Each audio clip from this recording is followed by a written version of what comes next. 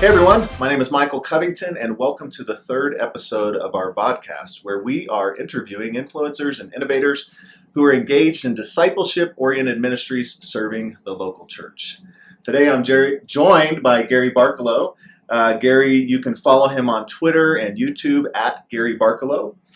Gary is the founder of The Noble Heart, a ministry dedicated to helping you discover and pursue your God-given call.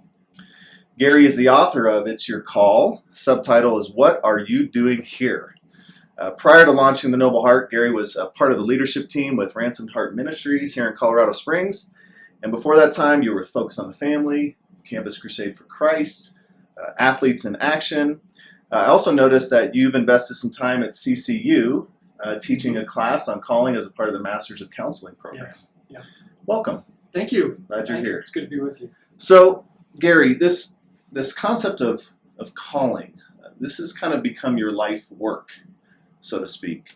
I'm curious, what parts of Gary's life and your story have led you to this level of investment in helping other people discover their call?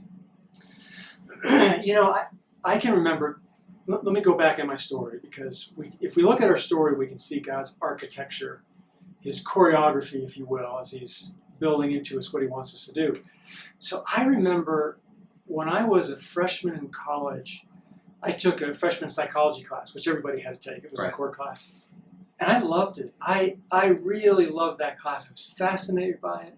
Now, I wasn't a psychology major. I became a business major. But in the business major, I love marketing, which really is, it's business psychology is what it is. Now, I can tell you looking back that I love those things, trying to understand why do people do what they do, why do they think the way they think, what's the root of behavior. I love those kind of things. Mm-hmm. But I didn't really put it together in college. It was just after that, thing after thing. Like someone came up to me, I remember my first boss, and said, you're really good at understanding the purpose of what we're about and then putting systems in place to accomplish that purpose. And that really hit me. That was a compliment that landed somewhere deep. Because I had this thought of, I think this is partly who I am in my search for that. And then I found myself more and more getting into conversations about not necessarily what they were doing as an organization, but more of who they were and why they were doing this and what is it they felt like they were made to do. So through the years, I found myself always being pulled back to that subject. It's always been, in a sense, my greatest fascination, which is a telltale clue of what your calling is what have you always been fascinated by? That's interesting. And I love what you said about the power of the words that somebody spoke to you, how those sort of planted a seed in your heart. So, and then you were able to discover that fascination through that as you explored that. Yeah. That's cool. So how would you say that calling is similar or even different when you're talking about the realm of the pastoral role or for pastors? What thoughts would you offer maybe to a pastor at any level in a church, whether it's a senior pastor, a children's pastor, student pastor, whatever? What thoughts would you offer to them maybe if they're in the middle of struggling with, is this my calling? Yeah. Well, okay, for my study of calling, this is how I define calling. Calling is not a position, place, a title, a job description, which is how we typically define calling, right? I'm called to be a pastor, I'm called to be a teacher, I'm called to be a counselor, whatever that is, a missionary. See, as I look at that in Scripture, those aren't callings, those are assignments. The calling is this effect that God has created you to have, this compelling in your heart of what you want to bring to people, this unique understanding or perception or a unique way of seeing or understanding something that you bring to those things. And that's why you can have, for instance, you could have a room of 10 pastors. They could all say they're called to the pastorate, but as you get to know them, or as you do know them, they're all very different. Right. And the way they minister is very different. So it's one position, but it's each man or woman bringing in their calling into that situation, the effect that God has created them to have. So, for instance, what I would say to anybody in ministry is try to understand this compelling, this God-given effect that God has given you, that you are compelled to bring clarity to a person's life, where you are compelled to bring maybe balance or organization to a person's spiritual life. Or it could be a million things. Yeah. But define it in terms of effect versus position or title. Because what typically happens, and typically may feel uncomfortable for some people, but I think typically God will bring us into a position, into an assignment, and He'll say, now I want you to bring the weightiness, the effect, the compelling of your life here for these people. And then He may reassign us to another place. And we typically look for the same title. Youth pastor, pastor, teacher, whatever that is. And sometimes God says, no, I want you to go here for this group of people. But it has a different name on it. Don't worry about the name on it. But take, if you know what the weightiness, the calling of your life is, effect, you can take that other places without worrying about a title.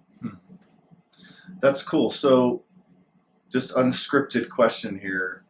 This almost sounds as if what you're saying is that this concept of call is something that is bigger than or sits outside of what we do on a day-to-day basis in our what traditionally would be called as our vocation or our career or what have you. Those might be things we plug our calling into. Is that kind of what you're saying? See, that's a huge issue, because if we try to make the calling on our life, and really which is our life, if we try to fit that into a job or a position or a title and make that fulfill our life, we will always get frustrated.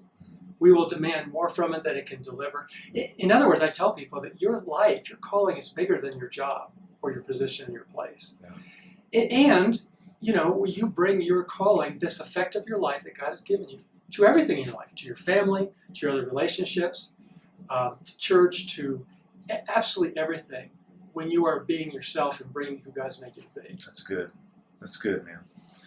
So I mentioned that we're here in Colorado Springs. This is your hometown. You live here. And your wife, Lee, you have, you said 2 daughters, 2 sons, and 3 grandkids, 1 on the way in September. Congratulations. Thank you. Thank you. Tell me, have your grandkids refined or changed your calling at all? Have you discovered maybe some new things about your calling now that you're a granddad? And what do they call you? Do they call you granddad? What's the name? Oh, yeah, with my kids right now, I'm granddad, but they just call me grand, which I like that word, grand. I like it, yeah. Not usually called grand to most of my life, so I like that. Kids and grandkids are really good at calling you out of when you think your job is your whole life. Mm-hmm. They make it pretty clear it's not your whole life. Sure. They want you. So my grandkids are good at pulling me out of, I need you. Your life is, I'm included in your life as well. Mm-hmm. And I'll tell you, because now being older and having young kids, my grandkids, I look at them differently. I've learned a lot over the years, which hopefully we all do. We better be doing in our life. So, for instance, with this topic of calling for a second, what I recommend to people is, if you want to help your children start to understand, start that discovery process of their calling, who they are, then look for what they love. Look for what they laugh and smile at. Look at what they can do for hours. Look at what they're fascinated by. Look what gives them energy. And just point it out. I'm not going to call it calling in their life. I'm just going to say, you really love doing that. You're amazing at building things with Legos. I could never have thought of that. I couldn't have made that come together. Or, those kind of things, to call it out and just have fun with them and tell them that they're good at it. And it probably means something important. And maybe we'll know someday, but just have fun and keep doing that. And just enjoying them in that way. And then, of course, talking to my own kids about what I'm seeing in their kids is really fun. To be able to tell my daughter and my son-in-law, do you know how good he is at that? That's unique. Because they're so close to them. Right. You can kind of observe from a different perspective. Right. I love that. Yeah, I mean, one of the principles we talk about is we are too close for clarity in our own life. We're too invested in our life. And anything that may be extraordinary about our life just feels ordinary to us because we live with it. It's us. But it takes someone else to go, you're really good at that, And so my grandkids, I wouldn't say to my one grandson, you're so much better at Legos than the other. I would never say that in front of them. But I can see it. He's just kind of when it comes to architecture and engineering, he's just got this little bit of brilliance going on right now. And the other is this, Mr. Sunshine can connect with your heart with his eyes the minute he looks at you. He's different. So. Well, it almost seems like, as we're talking to a lot of folks in a pastoral role, maybe a children's pastor, they might play that role, that sort of not too close role, as it were, to be able to speak into or about the life of a child to a parent, to an overseer, a guardian, or something about what that child's unique giftings might be, or their passions. So, well, one of the exercises that we do when we do these calling intensive workshops, the in-person ones and the online ones, is we ask them, we have them go through their life, and however they want to break it up, their elementary school years and their middle school, high school, college, whatever, however they want to do this. And we ask them, what significant people can you remember in your life, and what did they say to you, negative or positive? And it is amazing how many positive, life-turning comments were made by other people. Pastors, youth pastors, coaches, who just saw something and just called it out. And it wasn't necessarily made as a profound moment. Nonetheless, that landed in that child's heart because it was true for them. Even though they weren't conscious of it, there was a resonating going on with what that person said in their own heart. So that's a huge factor. Yeah, I mean, as you're saying it, I'm thinking about specific instances in my own life and in the life of my own two sons. It's right on target what you're saying. Innovators and Influencers is a podcast produced by Disciplr to keep you connected to people and trends in discipleship ministry that affects the local church. Disciplr is the digital solution for all your church curriculum needs, with over 20 lines of material and powerful customization tools available at one low, affordable price. Go to Disciplr.com to sign up for a free 14-day trial and check out everything it has to offer today.